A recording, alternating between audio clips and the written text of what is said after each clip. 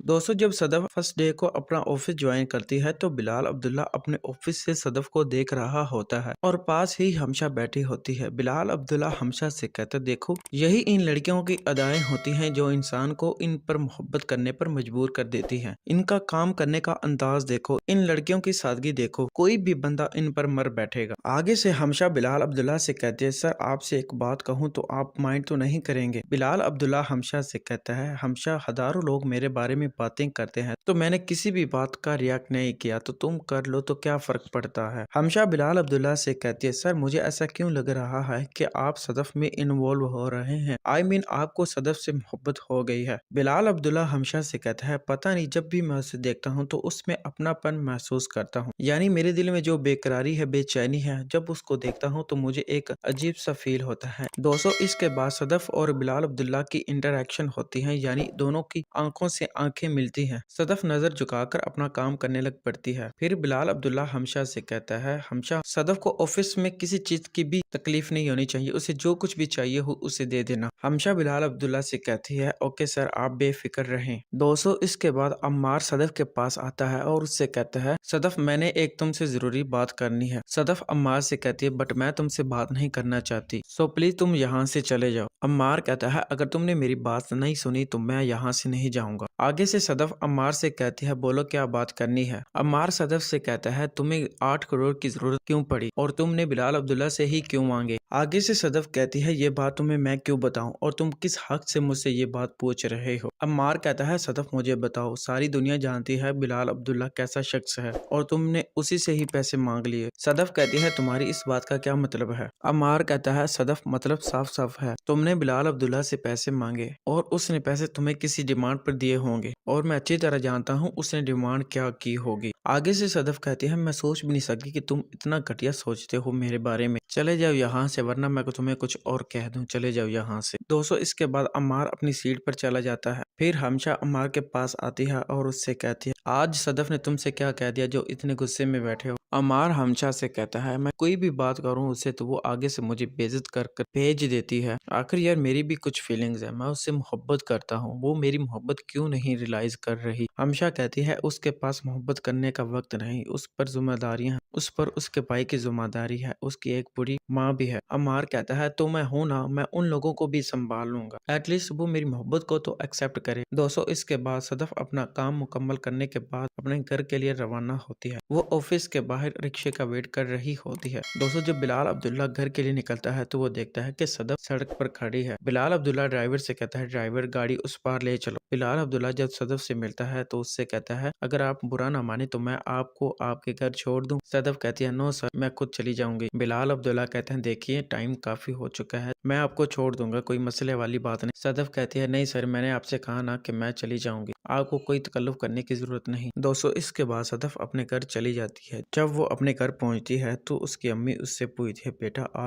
आज ऑफिस में दिन कैसा रहा? सदफ कहती है, अम्मी अच्छा रहा। सदफ अपनी अम्मी को इग्नोर करके अपने कमरे में चली जाती है। वहाँ वो अम्मार की बातें याद कर कर रोने लग पड़ती है कि अम्मार ने किस तरह उससे बात की। दोस्तों, फिर अम्मार की सदफ को कॉल आती है और वो एक्सक्यूज कर रहा होता है कि जो बातें उसने ऑफिस में सदफ से की। सदफ कहती है, अम्मार, इन बातों के लिए मैं तुम्हें कभी भी माफ नहीं करूंगी। दोस्तों, उधर बिलाल अब्दुल्ला घर जाकर सदफ को याद कर रहा होता है, उसे वाकई ही में सदफ से मोहब्बत हो गई होती है। दोस्तों, उधर सदफ भी बिलाल अब्दुल्ला के बारे में सोच रही होती है कि जिस तरह लोग बिलाल अब्दुल्ला के बारे में सोचते हैं वो ऐसा है नहीं। असल में वो इस बात पर शौक होती है कि उसने बिलाल अब्दुल्ला से 8 करोड़ ले लिए और उसने आगे से कोई डिमांड भी नहीं की। यही बात सदफ को बहुत डिस्टर्ब कर रही होती है। दोस्तों, वीडियो अच्छी लगी हो तो लाइक कर देना, साथ में चैनल को जरूर सब्सक्राइब कर देना।